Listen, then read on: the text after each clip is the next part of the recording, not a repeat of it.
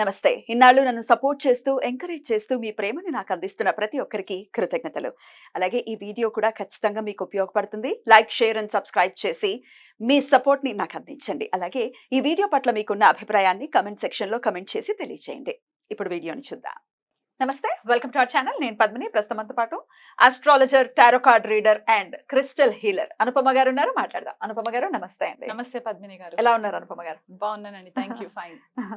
అనుపమ గారు, పంచగ్రహ కూటమి, ఆ కూటంలోనే ఉన్నాం ఇప్పుడు. ఆల్రెడీ పంచగ్రహ కూటంలోనే ఉన్నాము. చాలా మంది చెప్పేది ఏంటి అంటే పంచగ్రహ కూటమి 5th and 6th వస్తోంది అని అంటున్నారు, విచ్ ఇస్ నాట్ కరెక్ట్. షష్టగ్రహ కూటమి అప్పుడు జరగబోతోంది. బట్ ఇప్పుడు ప్రెసెంట్ మాత్రం ఎప్పటి వరకు ఉందండి పంచగ్రహ కూటమి?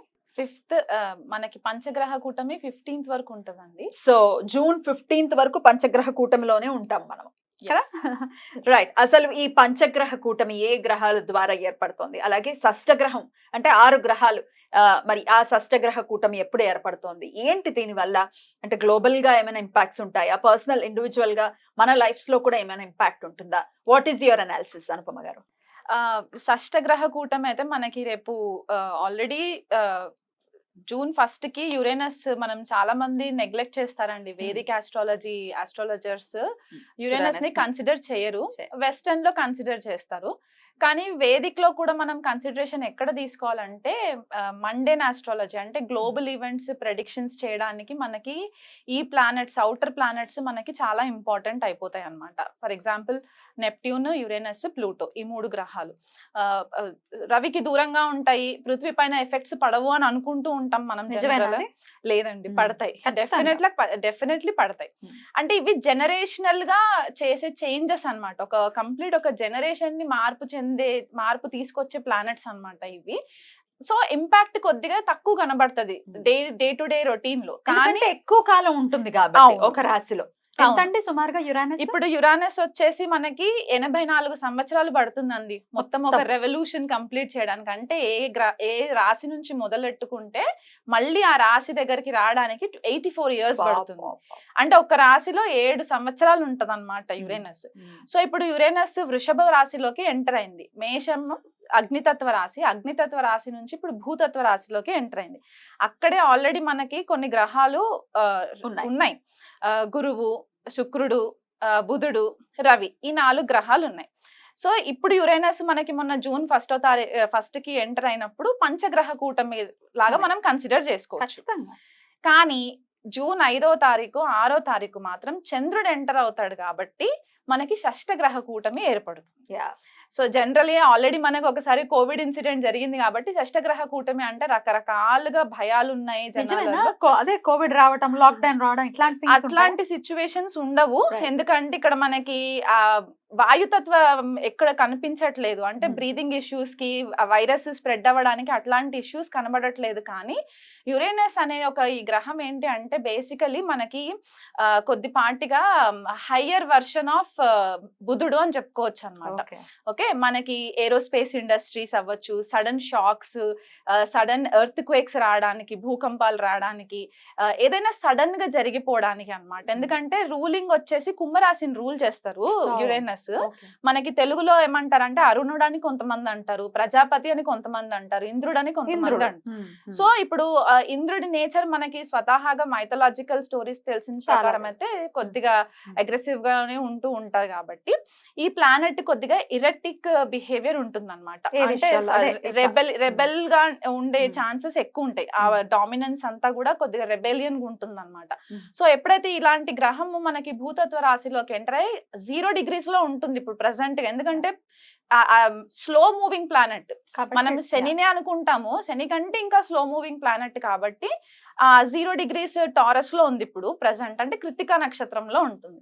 అక్కడే మనకి గురుడు 8 degrees లో కృతికాలోనే ఉంటారు. బుధుడు కూడా మనకి ఇంచుమించు 3 degrees 4 degrees 7 degrees ఉంది. 7 degrees బుధుడు మనకి కృతికాలో ఉంటారు. రోహిణిలో రవి అండ్ శుక్రుడు 20-21 degrees క్లోజ్ కంజంక్షన్స్ లో ఉంటాయి.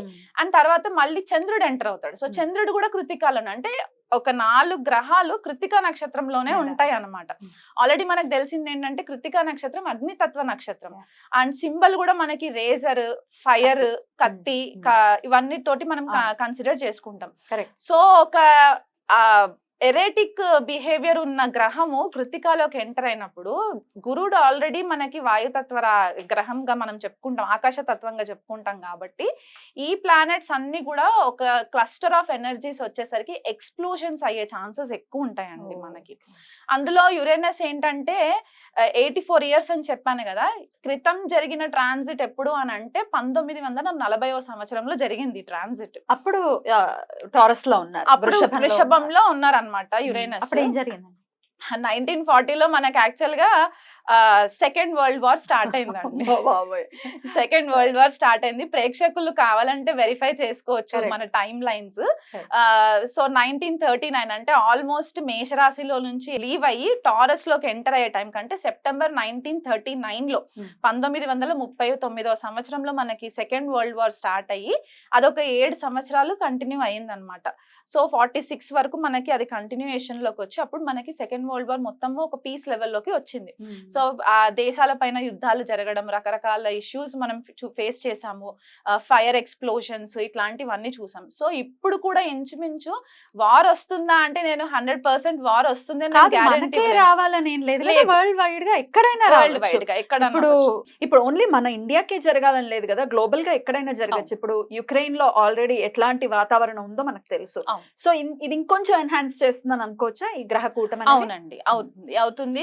యుఎస్ తోటి కూడా కొద్దిగా ఇష్యూస్ రావడము, యుఎస్ రష్యా యుక్రెయిన్ కి ఇష్యూస్ రావడము, మళ్ళీ ఇప్పుడు మనకి ఇక్కడ అరబ్ కంట్రీస్ లో కూడా మనకి కొద్దిపాటిగా ఇష్యూస్ రావడము, ఇండియా వైపు కూడా మనకి ఇప్పుడు ఇండియా ప్రకారం తీసుకుంటే మన భారతదేశ ఇండిపెండెన్స్ వచ్చిన చార్ట్ ప్రకారం చూసుకుంటే గనక మనది వృషభ లగ్నం అవుతుంది.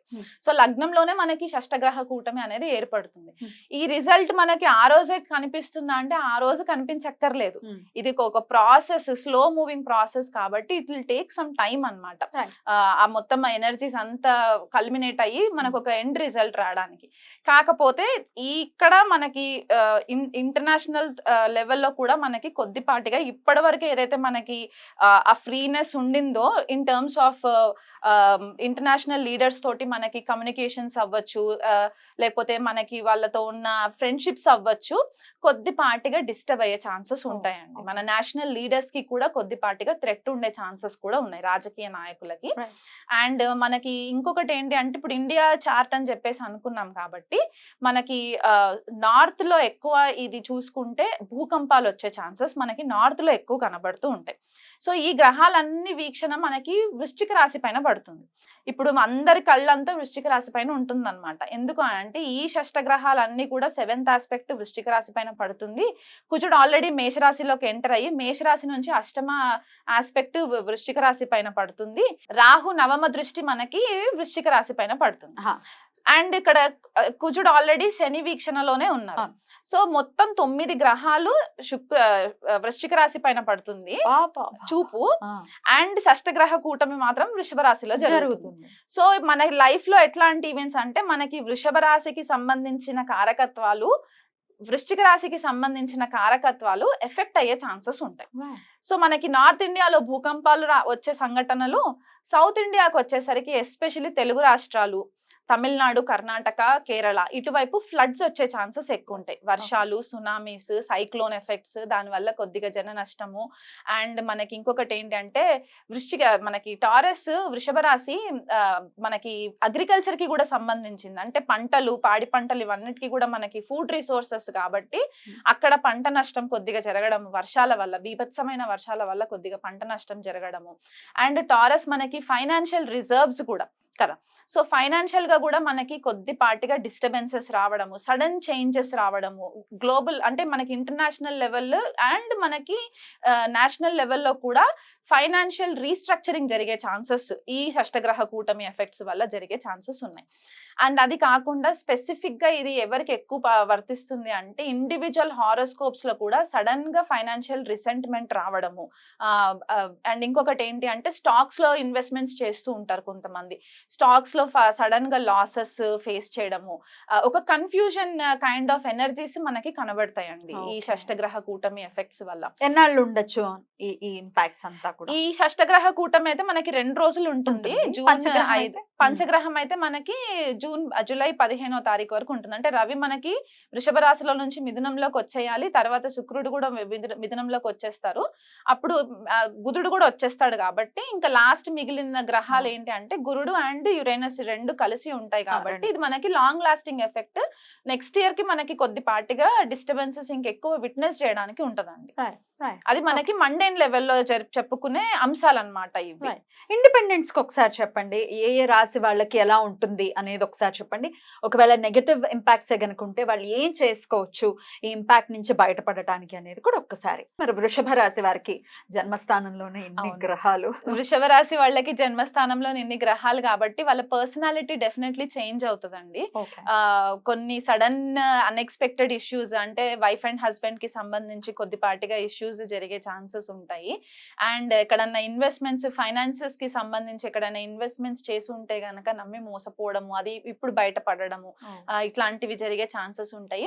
సైకలాజికల్ ఇష్యూస్ కొద్దిపాటిగా వచ్చే ఛాన్సెస్ ఉంటాయి. ఎందుకంటే సప్తమ స్థానము వృశ్చిక రాశి అయ్యి అక్కడ నవమ గ్రహాల దృష్టి పడుతుంది కాబట్టి కొద్దిపాటిగా స్పౌస్ కి సంబంధించి సైకలాజికల్ ఇష్యూస్ సంబంధించి ఇట్లాంటివి వచ్చే ఛాన్సెస్ ఉన్నాయి. అండ్ అది కాకుండా స్టాక్స్ లో ఇన్వెస్ట్మెంట్ చేసి ఉంటే గనక దాని గురించి.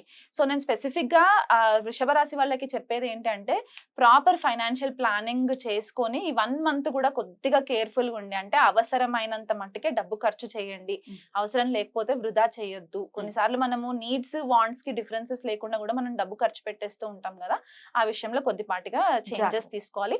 ఫ్యామిలీకి సంబంధించి మాత్రం డెఫినెట్లీ ఒక అవేకనింగ్ లాంటి సిచ్యువేషన్ అండి. అంటే ఇది వరకు ఒకలాగా ఉంటుంది, ఇక మీద జరిగేదే ఒకలాగా ఉండే లాంటి సిచ్యువేషన్స్ ఏర్పడే ఛాన్సెస్ ఉంటాయి.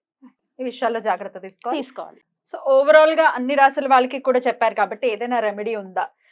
మీరు ఆల్రెడీ చెప్పారు ఏ పనులు చేయకుండా జాగ్రత్తగా ఉండండి అనేది కూడా వన్ ఆఫ్ ద రెమెడీస్ అని చెప్పుకోవచ్చు. అయినప్పటికీ ఇంకా ఆరాధన విషయంలో ఏదైనా చెప్తారా? ఆరాధన విషయంలో అంటే మనకి వృషభంలో ఇవన్నీ ప్లానెట్స్ జరుగుతున్నాయి కాబట్టి అందరూ ఫస్ట్ ప్రే చేయాల్సింది శ్రీ మహాలక్ష్మికి. ఎందుకంటే మనకి రిసోర్సెస్, ఫైనాన్షియల్ రిసోర్సెస్ అవ్వచ్చు, అబండెన్స్ అవ్వచ్చు, భూమికి సంబంధించి పంటలు ఇవన్నీ కూడా వృషభ రాశికే సంబంధించి ఉంటాయి కాబట్టి శ్రీ మహాలక్ష్మికి ఆరాధన చేసుకోవడము, లక్ష్మి అష్టోత్తరం చదువుకోవడము, ఆవు నెయ్యితో దీపం పెట్టడము, ఇట్లాంటివి రెగ్యులర్ గా చేయాలి 1 మంత్ కూడా. అండ్ ఇంకొకటి ఏంటి అంటే మనకి స్కార్పియో కూడా యాక్టివ్ అయిపోయి ఉంది కాబట్టి, అండ్ ఈ మెయిన్ ప్లానెట్స్ ఏవైతే ఉన్నాయో ఈ గ్రహాలన్నీ కూడా కృతికాలో జరుగుతున్నాయి కాబట్టి, యుతి మొత్తం కృతికాలో ఉంది కాబట్టి సుబ్రహ్మణ్యేశ్వర స్వామి ఆరాధన చాలా important.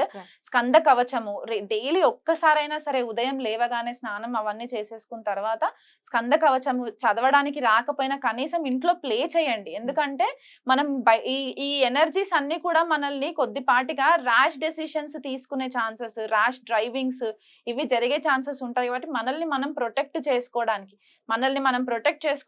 And at the same time ధర్మబద్ధంగా దేశ సంరక్షణ కోసం కూడా మనం ఆలోచించాలి కాబట్టి స్కంద కవచము రెగ్యులర్ గా వినడము ఇదొకటి చాలా ఇంపార్టెంట్.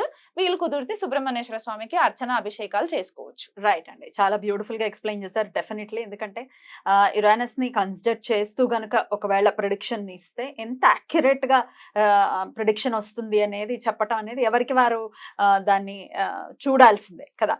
చాలా మంది కన్సిడర్ చెయ్యరు కానీ ఇంత మేజర్ రోల్ ని ప్లే చేస్తారు. యురేనస్ అవ్వచ్చు, నెప్ట్యూన్ అవ్వచ్చు, డెఫినెట్ గా రోల్ ని ప్లే చేస్తారు. మీరు కూడా మీ ప్రిడిక్షన్ లో మీరు చూస్తారా? చూస్తానండి, డెఫినెట్లీ చూస్తాను. అంటే మనకి యురేనస్ ఆస్ట్రాలజీకి చాలా ఇంపార్టెంట్ ప్లానెట్ అన్నమాట, జ్యోతిష్య విద్యకి అండ్ ఏరోస్పేస్ ఇండస్ట్రీకి కూడా చాలా ఇంపార్టెంట్. ఎందుకంటే కుంభరాశిలో రూల్ చేసినా సరే శతభిష నక్షత్రం మనకి యురేనస్ కి కన్సిడర్ చేస్తారు బేసికల్ గా. అండ్ మనకి ఇక్కడ వృశ్చిక రాశిలో ఉచ్చ పొందుతారు అండ్ వృషభంలో నీచబడతారు.